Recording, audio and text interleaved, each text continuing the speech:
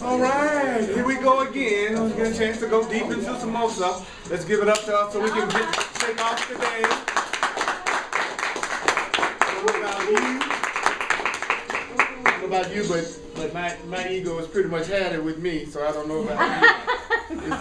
Mine pretty much had it with me. We're going to be on page 211 in the Course of Love.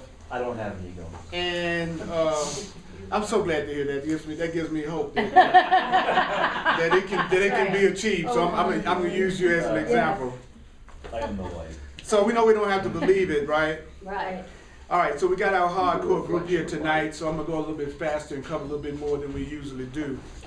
That's funny. The first thing it says, it starts off with on page 211, paragraph 23-26 in A Course of Love.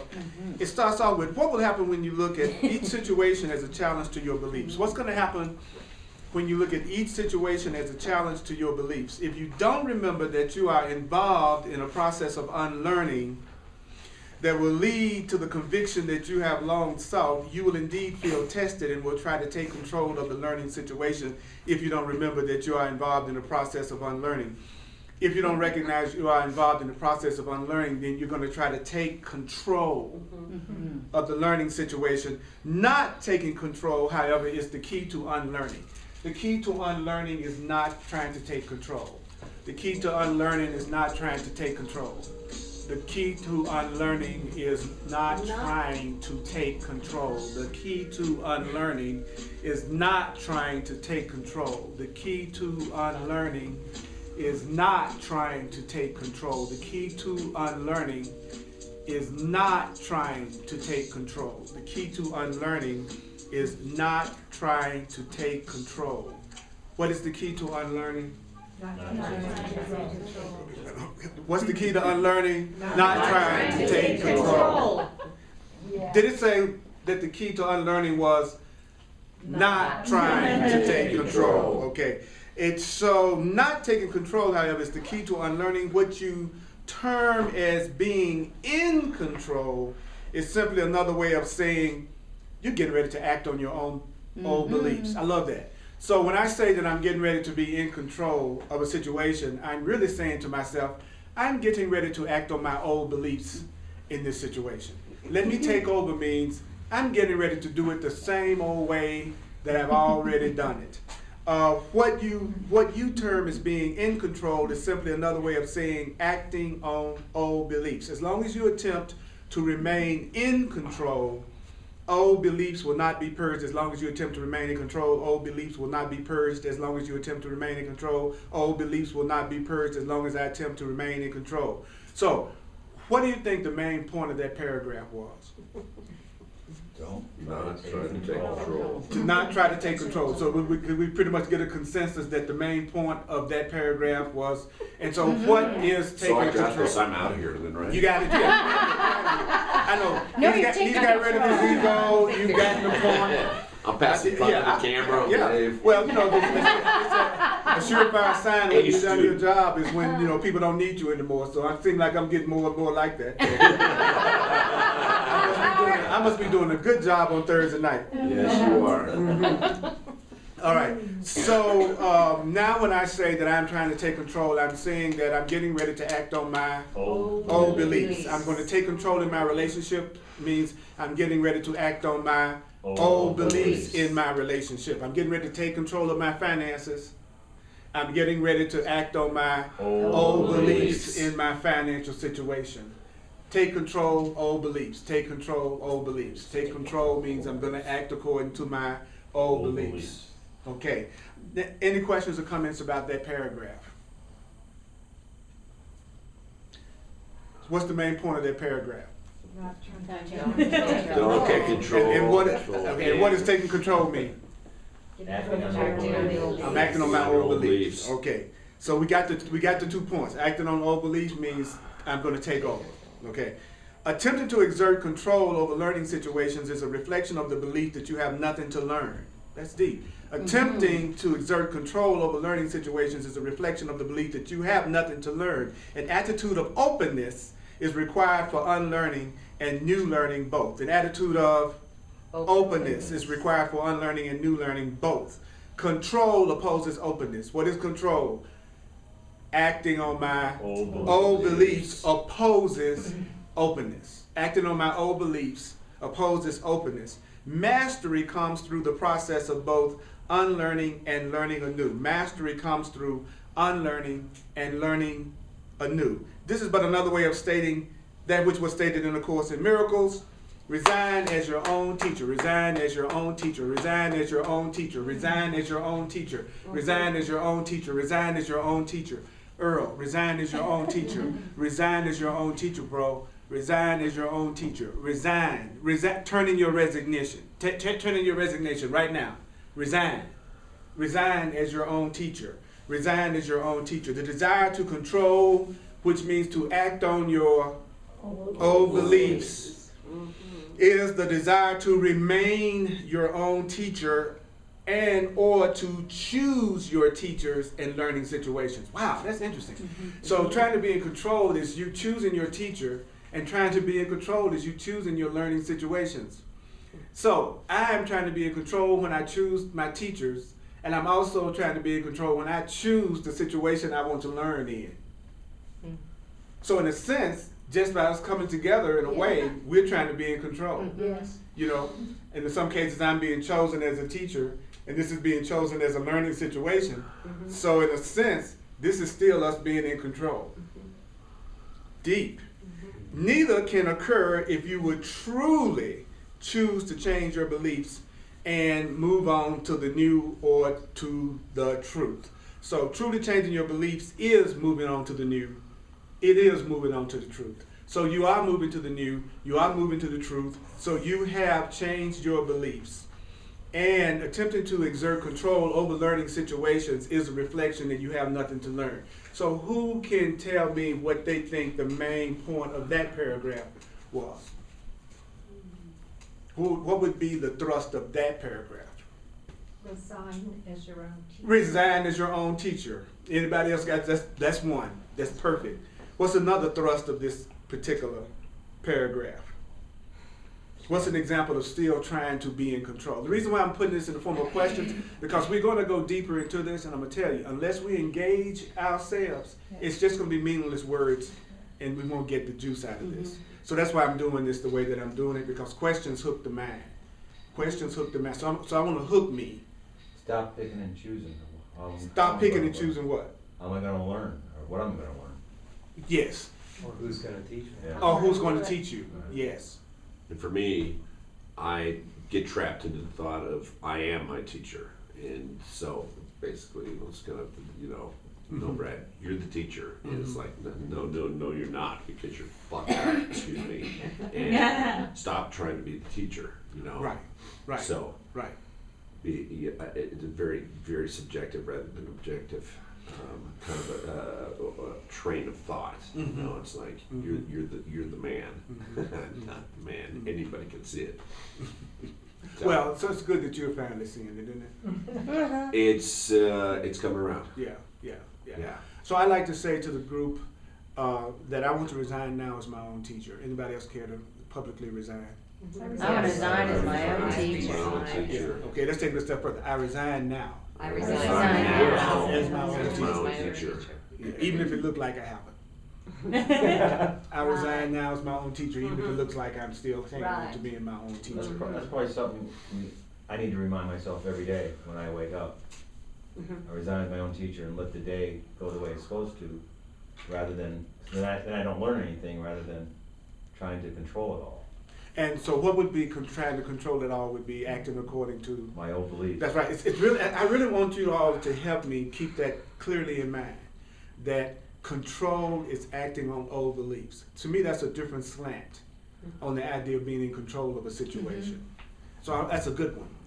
I'm trying to be in control as long as I'm using my old beliefs. And that's not even that difficult when you think about it, because basically there are but two beliefs. I'm the victim, I'm responsible. One belief is I'm a victim of the situations that I'm going through. The other belief is I'm responsible for what I'm experiencing. So you're always acting on your old beliefs whenever you're acting like a victim. So when a person is actually trying to be in control, is actually when they're being the victim. That's good. Okay. But we were taught in an old belief system that taking control is like taking the bull by the horns. You're supposed to do that. Yeah, you're supposed to act according to your old beliefs. Yeah, that's what's been reinforced throughout my lifetime. Right. Right. You know, it's like, wow.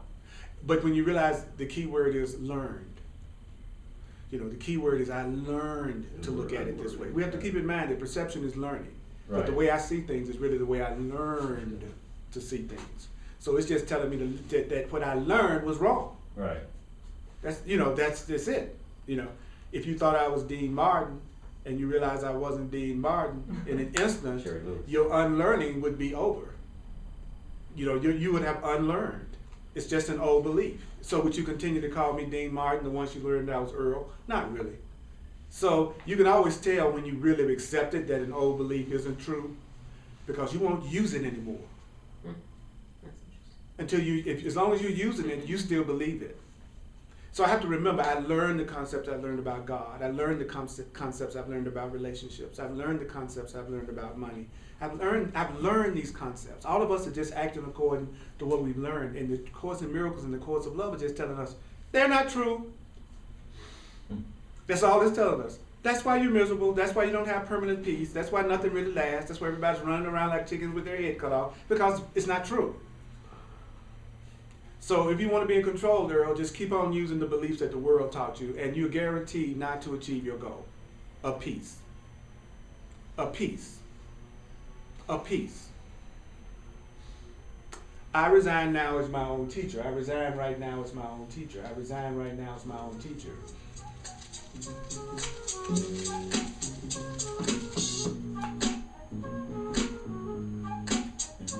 I resign right now as my own teacher. I resign right now as my own teacher. I resign right now as my own teacher. I resign right now as my own teacher. I resign right now as my own teacher. Okay. I use rhythm to help me remember it, get it in, get my body involved. Next paragraph. Look at in another way, this process has much in common with forgiveness. The action associated with it raises it to a level similar to that of atonement. Atonement means forgiveness.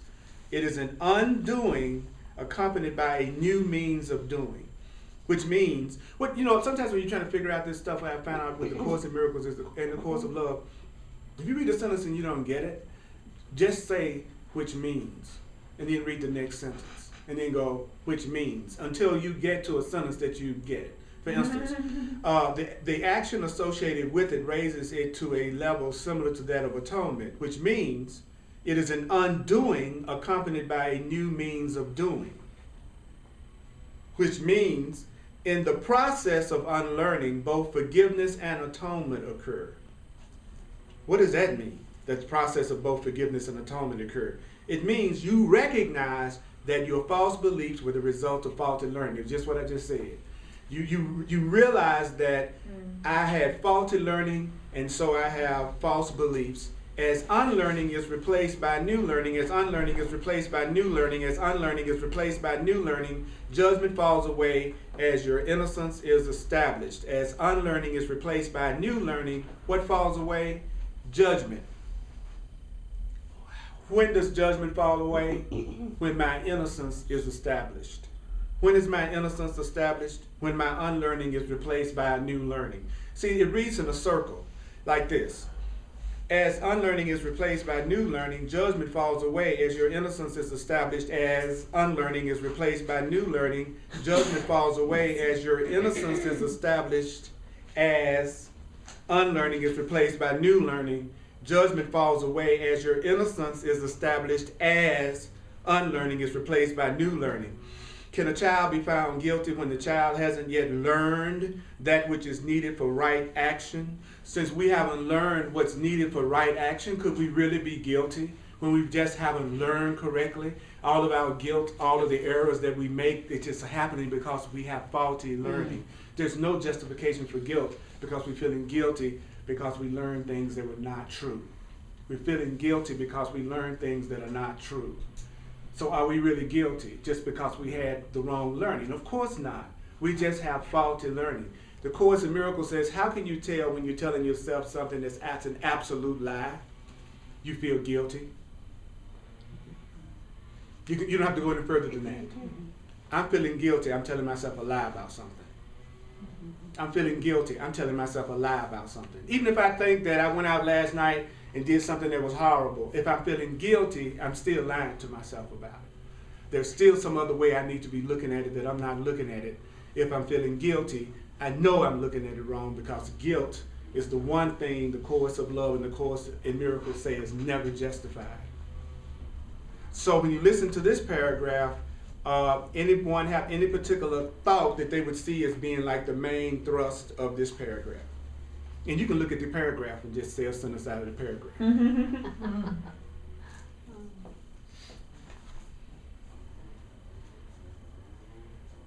A lot of times I blame myself, Mm-hmm.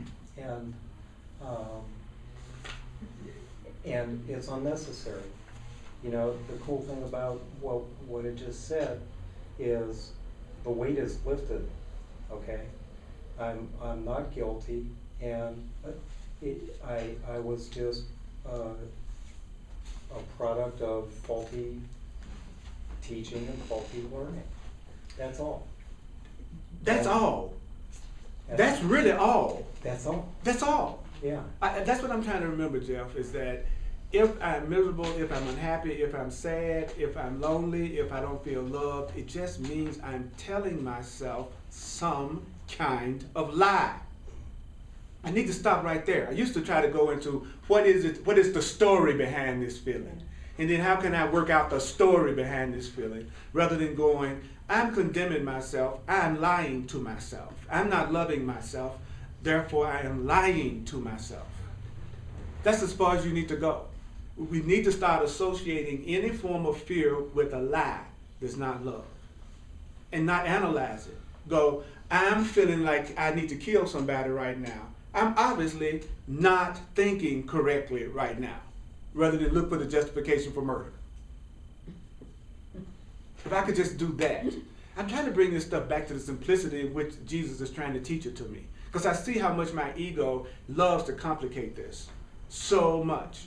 You know what I'm saying? I can't choose my learning situations, I was just told. The learning situations are going to be given to me by the Holy Spirit. When I try to get in control, I'm going to use my old beliefs. I need to resign right now, what? As my own teacher. And if I'm feeling guilty or fearful, it's the result of what? False beliefs, which are faulty learning. False beliefs equal faulty learning. False beliefs equal faulty learning. Faulty learning equals fear. Faulty learning equals fear and conflict. So wherever I have the greatest conflict is where I have the most faulty learning. That's what I need to remember, period. Not even get into what I think that person did. Because the truth is, I made up some imagined need that I'm looking for this person to fulfill. So I need to just forget about going down that route. That's all I'm doing when I'm upset with somebody. I got some kind of need that they need to meet that they're not meeting, and so I'm upset about it. That's old school. That's old school. That's old belief. What I need to go is that I'm having an unlearning opportunity. I'm having an unlearning opportunity. This day has been full of unlearning opportunities, and I resign as my own teacher. Mm-hmm. That's what I need this group for. That's what I need you for. Help in remembering the correct way and the new learning. That's the only thing we need each other for. We don't need each other to analyze the old thought system anymore. We need each other to help each other remember what the new thought system is telling us. I got an example of that today. Went to go with designer, and we do a magazine, and we do levels of proofing processes for the reason of picking, making sure that our publication is good of a product as we can mm-hmm. to the people who are not in this room. Mm-hmm. And I got down on myself because I left a graphic out, and I lost it. And so my point is, You took it to us Hey, you just too. don't give a shit what I think. What I'm saying. We do. That sounds like faulty learning. That's exactly right. That sounds like faulty learning. Faulty learning. Oh my God, I'm sick. And you're My right, I point- don't My give a point shit. is learning. There you go.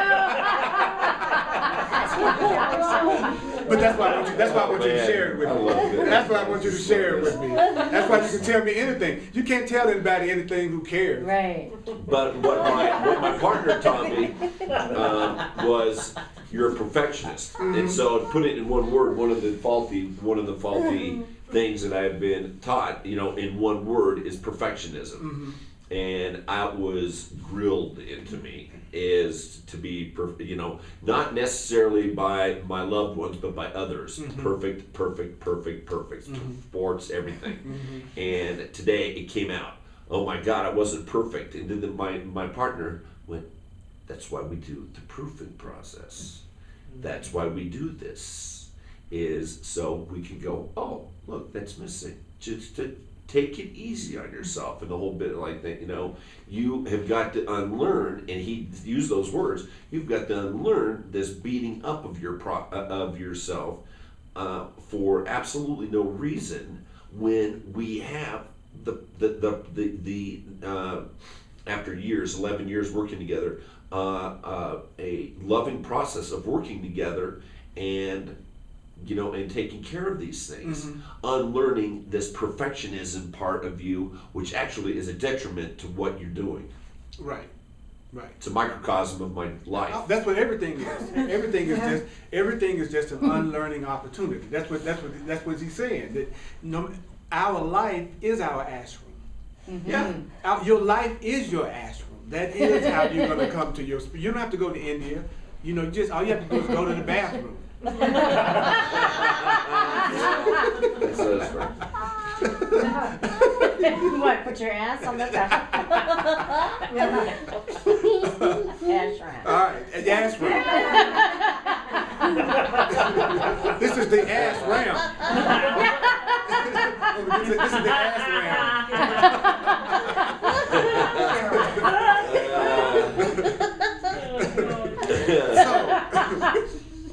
All right, next paragraph says, you might ask, how do you learn what you failed? Okay, check these questions out. You might ask, how do you learn what you have failed to learn previously? How do you learn what you failed to learn previously? What are the lessons? What are the lessons? What is the curriculum? How will you know when you've achieved the learning objective? How will you know? Yet, how can you become a master of what another would teach, of lessons another would select? Your life must become your teacher. Your life must be, so you resign as your own teacher, but you want to have your life become your teacher. And you are the devoted pupil of your life. Great. I am the devoted pupil of my life. I am a student of Earl's life. Earl's life is teaching him. Earl is a devoted student of his life. Your life is your teacher. It's the ass ram. You know it is, because you call people that all day long sometimes, depending on what they do. Right? If you're willing to admit it. Yeah. It says, here is a curriculum designed specifically for you. A curriculum only you can master. Your life. My life is a curriculum designed specifically for me. My life is a curriculum designed specifically for me. My life is designed specifically for me. Only your own life experience has led to the learning you have accumulated. Only your own life experience has led to the learning you have accumulated. Only your own life experience has led to the learning you have accumulated and translated into beliefs. Only your own life experiences will reverse the process. Only your own life experience will reverse the process of what you have learned and what you believe. So now your life experience is going to give you a new set of beliefs. Your life experience before gave you a faulty set of beliefs. He said now our life experience is going to give us unlearning opportunities, teach us, and give us a brand new set of beliefs. That makes me get more excited about my life. Yeah.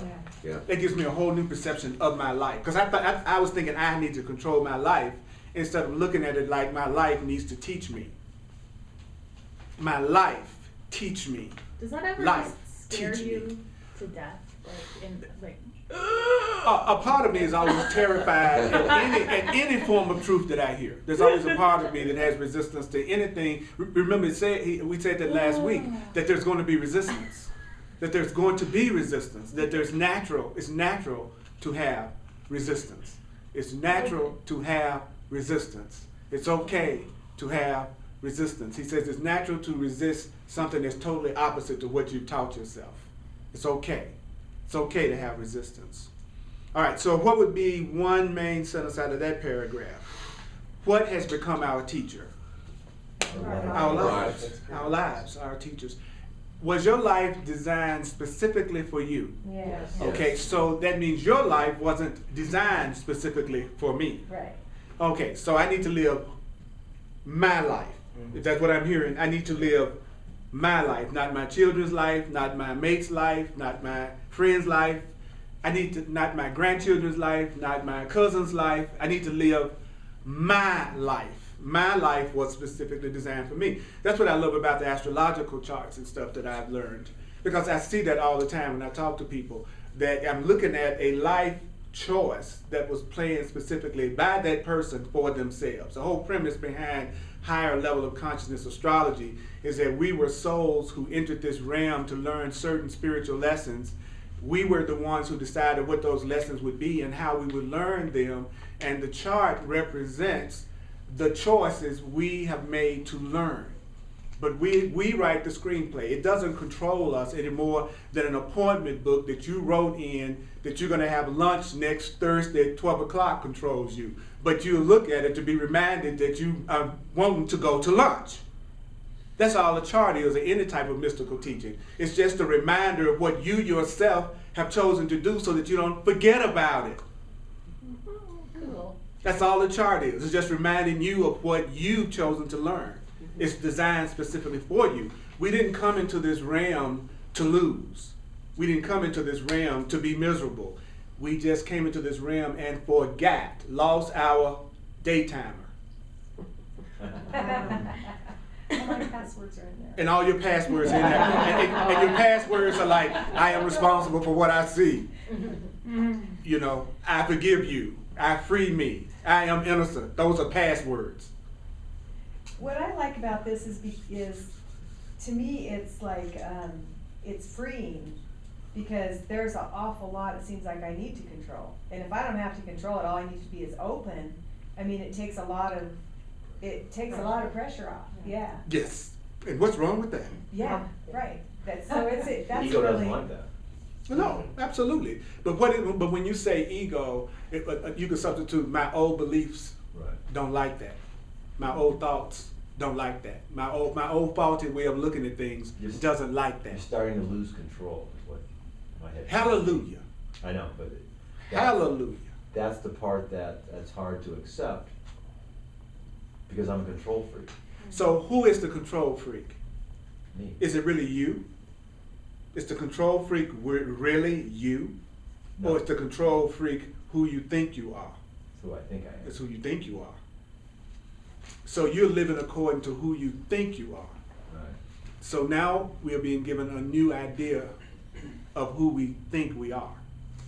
And that new idea of who we think we are is going to produce its reality, just like the old idea of who we think we are created our reality. That's what I get excited about the recognition of the way I think now is going to present a reality to me as much as the way I used to think presented a reality to me. So thinking of myself more innocently and less guilty and more powerful than I deserve to be, that's going to produce a reality just like the other one did. That's what we forget, but we're still seeing the residue of the old way of thinking, so it fools us for a while because it looks like we're thinking one way, but our reality is presenting us with something that's totally different. But that's the result of old beliefs that you're seeing. Everything that's happening in your life right now is a result of old beliefs. Now you're giving yourself new beliefs because you have resigned as your own teacher. so it goes back to, it can be as simple or as complicated as you want it to be. Always, Yeah. depending on how afraid you are Right. of your goal. Right. The more afraid you are of your purpose, the more complicated and the more obstacles will Yeah. seem to appear. Right. The more devoted you are to your purpose and you're not resisting it, the easier it comes to you. So if you're experiencing a lot of obstacles and delays in some area, you are afraid to achieve that goal. I like the word seems, Seems. because it's not true. It's not true. Because love wouldn't set it up for you to struggle. That's what I have to remember. Love is not about struggle. Fear is. Okay? So we're going to go to chapter 24, unless you got some questions about that or comments about that. That was freedom of the body. That's what that chapter was, freedom of the body. So when there's struggle going on, you're going the wrong direction. Yeah. Yeah. And you're definitely going the wrong direction in your thinking. Yeah. Right. You can absolutely be sure Right. you're going the wrong direction in your Right. thinking. Right. If it's more, I love it. When I become afraid and there's a lot of obstacles that are coming up, I have to reaffirm my desire to reach the goal instead of trying to figure out how to get rid of the obstacle. Right. Because the obstacle is only there because I'm afraid of the goal. You know, if I say I want to have a relationship with you and all of a sudden there are a lot of obstacles that come up, the truth is I'm afraid to have a relationship with you. But the ego is going to tell me, my old learning is going to tell me, let's try to work on the obstacles. The truth, the new learning says, let's get more committed to joining. And our commitment to joining will get rid of the obstacles that are separating us in our relationship. So the next time you think you have an obstacle, try to remind yourself you become afraid of the purpose. Instead of trying to do the old thought system thing of let me see if I can figure. As soon as you say figure, go eh. As soon as that word figure comes out of your mouth, that should be a banned word. Because that is you neglecting your guidance. No one who's following guidance has to figure anything out. So figuring is a totally ego concept. Completely a fearful ego concept. As soon as you said figure, you said I'm in control. Because you're going to figure it out according to your old beliefs. Yeah, but why we are afraid? We are afraid because there's some way that some part of our mind believes it's going to lose. The Course in Miracles teaches that all fear is fear of some kind of loss. Somehow or another, I think I'm going to lose in this situation. That's why I'm feeling afraid. You don't even have to know what it is you think you're going to lose. It's only important to know that fear and loss are the same feeling. I think I'm going to lose. So what do I need to do? I need to remind myself that as a child of God, a child of love, I can never lose. Even if it looks like I've lost, I haven't. So I need to focus on the idea that I can't lose rather than trying to figure out what I am afraid of losing. See, the ego is going to say, focus on what it is you're afraid of. What is it you're afraid to lose, Earl? What is it you're afraid to lose? The love in me is going to say, you can never lose. There's no such thing as loss. You're a child of God. There's no way you can lose. Because it's only the idea of loss that's making the fear. So if I want to get rid of the fear, I get rid of the idea that I can lose, not try to hang on to what I think I'm going to lose. Does that make sense to everybody? Our ego is going to say, try to hang on to the thing that you think you're going to lose. Spirit is going to say, work on letting go of the idea that you can lose. That's different. That's a totally different slant. You know, I think I'm going to lose my friendship with you, so I'm going to try to do everything I can to please you and make you stay with me. No, I need to work on the idea that there's no such thing as loss. That I can't lose you. I can't lose anything that's real. And that most relationships are not lifelong relationships. Most relationships are not lifelong relationships. Most relationships are not lifelong relationships. Every relationship isn't meant to be a lifelong relationship. You'll have more fun if they aren't. I guarantee you will. If you learn from each other as much as you can at the time, peacefully and lovingly, and if you need to separate in peace, it's going to give you a lot more loving experiences than sticking with somebody long after you have lost the love. Just because your bodies need to be together forever. Because I feel guilty and afraid. That's true. You know, there will be some lifelong relationships. Those lifelong relationships, the course says, are not necessarily going to be pleasant. You know, just because you are together for a lifetime doesn't mean you're going to like each other. So it says that also. Yeah. There are some lifetime. I'm going to challenge that. No.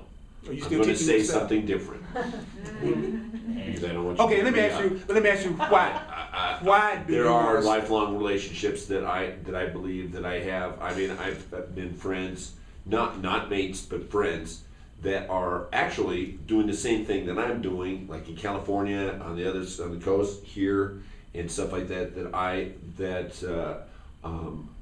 I feel will be lifelong relationships, and they are, but they're growing at the same rate, at the same plane, and teaching and and communicating and things like that. And when I have a question, it can be answered.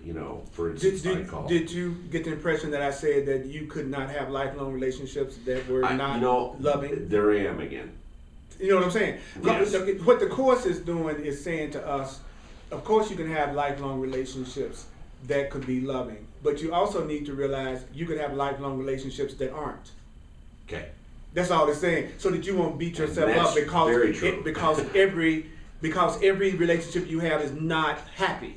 So you won't be beating yourself up about it. See, the course is trying to get rid of our guilt. So if you would understand, yeah, some of your relationships may be lifelong and they're not particularly pleasant, but some of your relationships may be lifelong and they're really great. Yeah. That's the truth. And you know it's the truth because, guess what? It's the truth.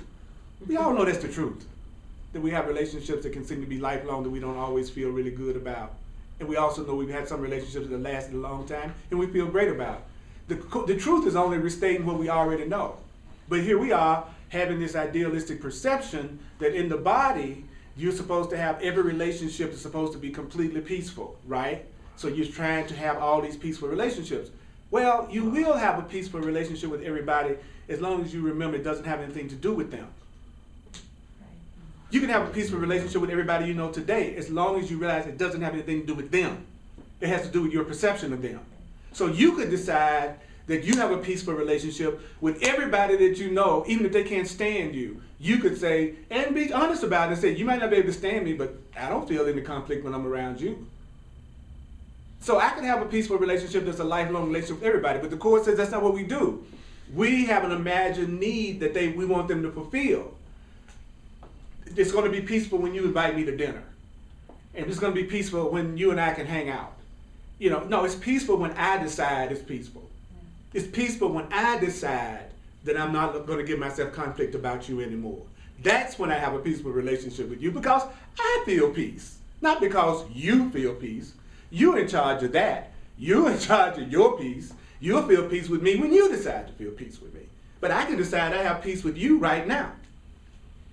But it doesn't mean our bodies are going to be together for a lifetime. Most relationships will not be bodies together for a lifetime, and you know that's the truth. We all know that's the truth. That's not an abstract theory. You know most of the relationships you've had in your life you don't have right now. We know that, but then we hear it go, ooh, like that's some kind of really strange idea, And the only thing the book is saying is, that's normal. Stop beating yourself up for a normal experience. You know it must be normal if mostly everybody's going through it. Right? So now we go into the time of tenderness. Chapter 24, the time of tenderness. It's like an Elvis Presley moment. Love me tender. The time of tenderness precedes the time of peace. So you have some tenderness before you have peace. You have tenderness before peace. And the time of tenderness is the forerunner of compassion. The time of tenderness is thus the final learning ground before accomplishment is complete. The learning that occurs during the time of tenderness is learning from love. Okay, all right. So what is the learning? Okay, we're going into a tender time. It's time for a tender time. Mm-hmm. You want to go out with somebody and you want to ask them, would you like to have a tender time? Would you like to have a tender time with me tonight?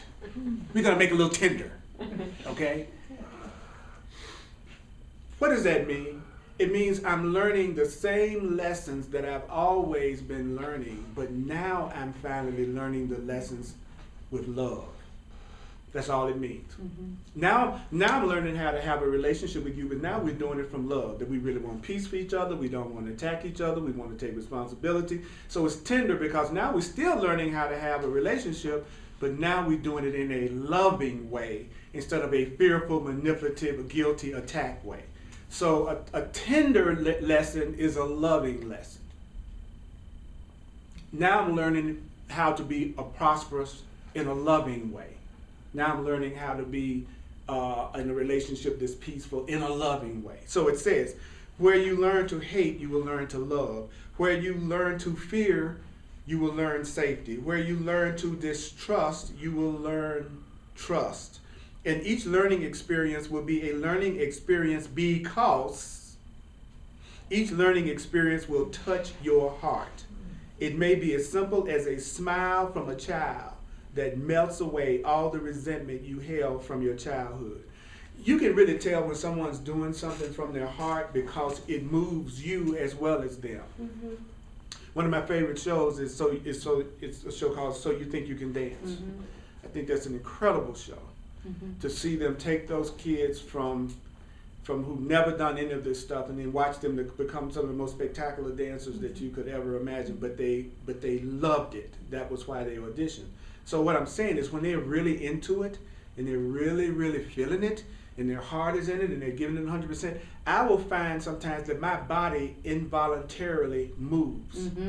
You know what I'm talking about? You'll be watching them before you know what you're doing. You know, I'm sitting there going, it's like, that's called being moved. You know, I see it in sports all the time. I don't ever see people scream and shout and show the kind of enthusiasm in any area, period, that I see that people do in sports, a sports audience. One of my goals has been, as long as I've been teaching, is to one day be able to move people through God to the point that people will be as enthusiastic about their innocence and the truth as they can be about a basketball game. I'm serious, that's not to put it down. I love, because that proves to me people can get excited beyond their personality. Even the ones who are bashful or shy or ordinarily would never shout or scream will go to a game and scream at the top of their lungs in excitement. And that's the exact same kind of enthusiasm we need to have about our path. But it's usually just the opposite. People are usually so conservative and so demure and so quiet about God, about love, about their own life, but can get more excited about somebody else's experience than theirs. So I'm trying to transfer that to my own experience, like he's saying here. It's got to touch your heart. Those people are screaming because they are touched. Because they're moved for whatever reason. And one of the things that I'm working on in my personal life right now is to move toward what moves me. And not what I should do, not what I ought to do, and not what I gotta do. What moves me? Who moves me? So that I don't even have to even try to do it because I'm being moved. It's moving, like when you paint. You're the brush. You know what you get what I'm saying? You know exactly what I'm saying. You know, it's an energy moving you to put that on the canvas. It's not you figuring out what you're going to put on the canvas. You know, that's how you can tell when spirit is involved. When spirit is involved, it moves you. When you are trying to get it going, you're not being moved. You're not coming from a place of tenderness. Like he says here, which is really deep.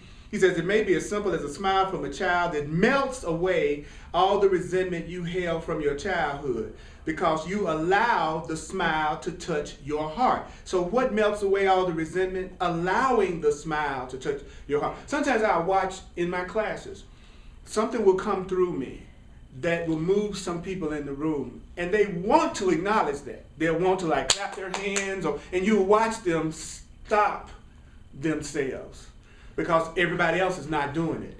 So they almost feel stupid, you know, but they were being moved. That was moving, and if they would have let that energy go through them, that energy of appreciation, that it would transform their life because it's their life trying to teach them through what they just heard. So don't go to places that don't move you. Don't be with people that don't move you. Don't set goals that don't move you. Now, how can you tell when you're doing that? When you're living for security. People who live for security never are moved. That's why it's so hard to get out of the bed, and they want to take the alarm clock and throw it as far as they can see it. Now they're moved to throw the alarm clock because that's really how they feel. They don't want to get up. So why am I doing something that I don't want to get up for? That's the question I need to ask myself. Why am I doing something every day that I'm having to figure out how to make it? It means that I'm still my own teacher, and it means I'm still trying to be in control, and it means I'm still trying to use my old beliefs that I learned from the world, which is me on my own out here trying to make it because I'm on my own. So it's saying to us right now, he says, it may be a time of weepiness and what you would term emotionalism. You may feel as if everything makes you want to cry because everything will touch you. And I've been wondering about losing my mind because I've been going through that a lot, especially since I got back from those 2 trips to Europe and experiencing the love that's in. It's so much love in my life that is bringing up everything in me that's not like love. So I find myself feeling very emotional a lot for no reason at all. And I just pull up to the traffic light and want to cry. And then I look around and somebody look at me like, what the hell? It's a black man crying next to me. Let me get out of here. He finna lose it. But you know why? And then Jesus just said right here, because everything is beginning to touch me. Mm-hmm. I'm being fondled by the universe. And it's wonderful. It's wonderful. It's innocent. And then it says, you may feel as if everything makes you want to cry. Anybody else going through any of this stuff where you just feel such gratitude for your life that sometimes you just go, my God, you know.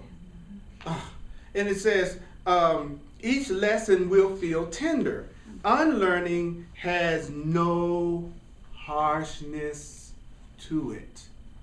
Unlearning has no harshness to it.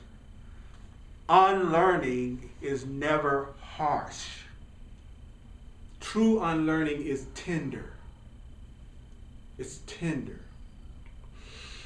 If you simply allow unlearning to come, unlearning will reward you constantly with what can best be described as tenderness. Yeah. So the more I'm unlearning, the tender everything feels. The more my lessons are coming in a loving way. My lessons are coming in a freeing way. My lessons are coming in a gentle way. My lessons are coming in a fun way. I was thinking about that when I was on this boat in Amsterdam, going down this canal with 2 or 3 new friends that I had met like I had known for a million years. And I'm sitting there and I'm just, sitting back and I'm looking at all the beautiful surroundings. It was a gorgeous day. Everybody was being very loving. And I was like going, wow, my life is teaching me through love right now. My life is teaching me through joy right now. I remember when I asked my life to teach me through pain and conflict and fear. And I said, now I'm getting my lessons, but it's coming in a tender, gentle way. So I must have resigned more than I thought I had. I must not be in control more than I thought I was not. All of a sudden I realized I must be doing what I'm being told. How do I know? Because of the result. Yeah. My life is teaching me I'm finally beginning to obey. Does that mean that I don't have days that come up that make me go, what the hell, I want out? No. No. But if you're getting this right, you should be able to say, I feel like crap today and I hate everybody, and feel innocent about that because you realize, oh, I just shared a faulty belief. Not I did any big deal. Oh, I'm feeling some false beliefs right now. Oh, this was a day I really tried to be in control. How do you know? Because this is a day that it doesn't feel very good to me. So I know this is the day my ego was trying to be in control. So, because it's trying to teach us how to tell the difference between when love is guiding us and when fear is guiding us. And if fear is guiding me, then I feel resistance and I feel separate. If love is guiding me, I feel willing and I want to connect. I feel willing and I want to connect.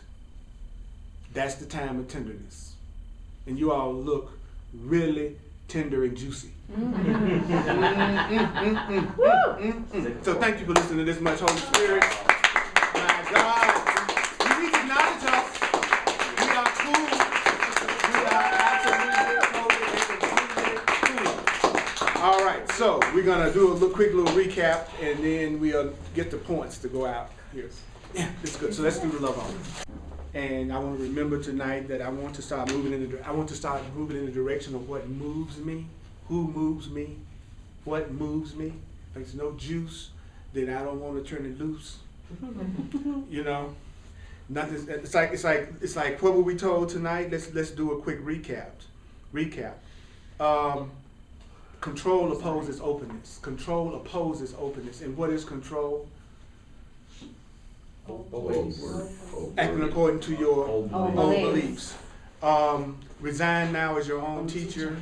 And so if you want to be in control, then you're going to want to choose your teachers, and you're also going to want to choose your learning situations. And so I understand now that the reason why that's not saying it's not okay for you to go wherever you want to go, but I'm beginning to understand that maybe the easiest way for things to get to me may not be the way I've decided it should come. The easiest way for something to get to me may not be the way I've decided it should come to me.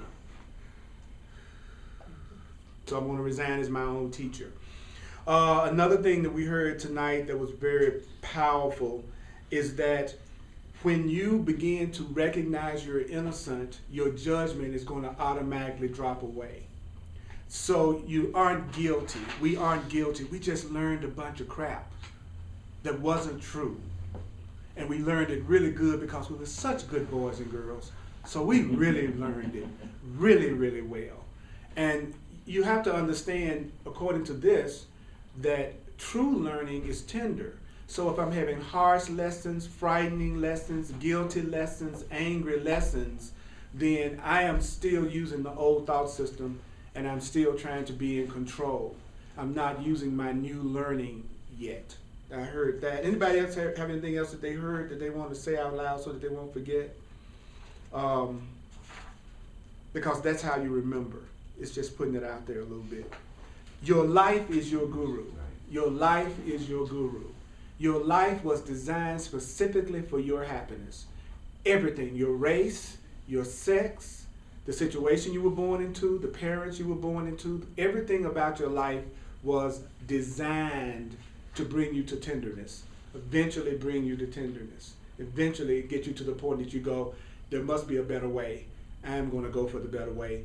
That's where I feel right now. You know, I don't really care like I used to whether or not anybody else gets this, or anybody else does this, or anybody else does anything.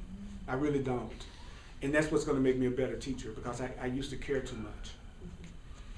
And what's important is for me to apply it to myself to the point that I can be a living witness of what it's talking about just by demonstrating it.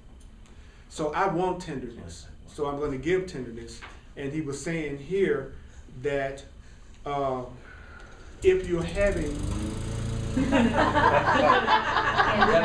Okay, use it. At least you read it to me. Old belief system that he's bothering. Remember, it's always easy to quote the truth about something that's affecting somebody else. Yeah.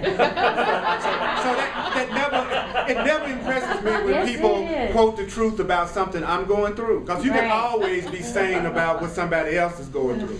The real issue would be Yeah. if something was bothering you, Can you? if you could say that. Yeah. You know, even though I know you're just kidding, but that's a very important point. Is that can I laugh at it? Can I recognize that I'm the one that's making myself feel the way that I feel about it? And there's nothing wrong with me preferring to do my class without a lawnmower going. You know, it's not like something's wrong with me saying I wish the lawnmower wasn't going. Because I do wish that noise wasn't being made, and that it's going to happen every Thursday night, because that's when his, so it really is making me seriously consider whether I want to do a Thursday night class, if I'm going to be every Thursday night listening to him, because he's going to be doing it every Thursday night at 7 o'clock. Only He did it all last year, you know, and I don't know if I want to hear that every Thursday night. And I have a right to choose. That's what's so cool. So if I can't change, my rule is for myself, if I can't change my mind, I'll just change the situation. You know. So anyway, yes. Well, I was distracted for a second, so I might have missed this, but what you asked is what we learned tonight. I think for me, the strength of our happiness is our happiness, our goals, our feelings, what we see, what we feel. Everything is totally in control of us. It's not out there. It is what it's we know. So you don't like me, screw you, whatever. Or you know, I don't like lawnmower, whatever. You know, it's I don't know if I'm saying it right, but that's of everything you said tonight. That is the most powerful to me. I mean, that is that's empowering. That's incredibly empowering. Oh, we getting unlearning. We getting ready to get into some powerful stuff in this book. And very unlearning for me. Very from unlearning. Very past. unlearning. Yes, very it is. unlearning. And I've Because also I thought noticed it was to please other people, you know, things like that. I've always wanted to try to please other people. There's always been a part of me that's wanted to be a people pleaser. What I've learned from that is you can't. So the cool thing about wanting to be a people pleaser for me was that I finally gotten to the point that I know I can't. So that was what was cool about trying to be a people pleaser. Right. Because that's just another form of fear. Fear of not being liked, fear of not having them stick with me, fear of being left, fear of being misperceived. That's all people pleasing is. It's just another form of you not thinking you're enough. You know. And if what I'm learning is that if you will be yourself, there's always someone who will love you just the way you are, which I've heard all my life. But how can they love me just the way I am if I'm not being the way I am? And that was what I wouldn't do. I wouldn't be the way I am. Like I've been making a lot of big decisions about love in my life and what kind of love relationships that I want. That regardless of how the world does love relationships, I'm going to do what these books are telling me to do.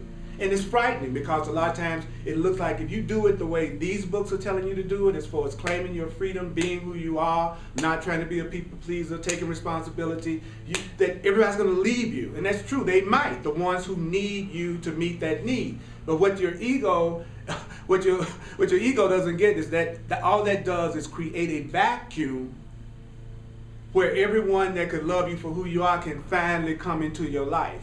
Where your ego says, they're going to leave and nobody's going to be there. So I call it staying up against the wall. Being up against the wall is when you know you got to do it differently. Your ego is saying, go back and do it the old way one more time. Go back and try to do it the way you used to do it one more time. And staying up against the wall is refusing to go back and do it the way you used to do it. And then you find yourself on the other side of the wall. You go through the wall. And that's what I'm doing right now. I'm going through the wall. I'm refusing to believe what the world has taught me about how to do anything. Whether it's money, whether it's relationships, whether it's career, whatever the world's definition of success is, I'm trying my darndest to have a tender learning. And a tender learning is always a learning that's the opposite to what fearful minds have created. And let's face it, you all, this perception that we see as a whole was created by minds, our own mind, that believes that it's separate from everybody. So I want my life now to be based on the idea that I'm one with you, for real. That I'm free, for real. That God is with me, for real. And so we're being told right now, we're about to go into a time of tender learning, where we're going to get the lessons through a loving, peaceful way, fun way, that we used to get through painful ways. We're not doing it anymore. So let's take 1 minute before we go out to say, I resign right now as my own teacher.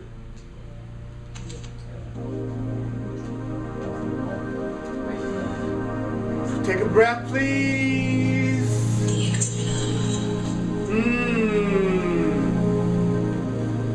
It's time for us to resign right now as our own teacher. I want to ask you to resign right now as your own teacher. I want to ask you to resign right now as your own teacher.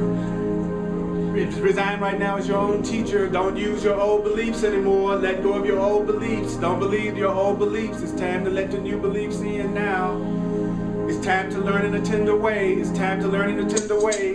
Get rid of the idea that you got to figure anything out. You don't have to figure anything out. You don't have to figure anything out. It's time to receive your guidance. You can receive inner guidance. You can be told what to do. You can be told what to do. So it's time to resign right now as your own teacher. I'm going to say it to me. I resign right now as my own teacher. I resign right now as my own teacher. I resign right now as my own teacher. I resign right now as my own. Somebody say it with me. I resign right now as my own teacher. I resign right now as my own teacher. I resign right now as my own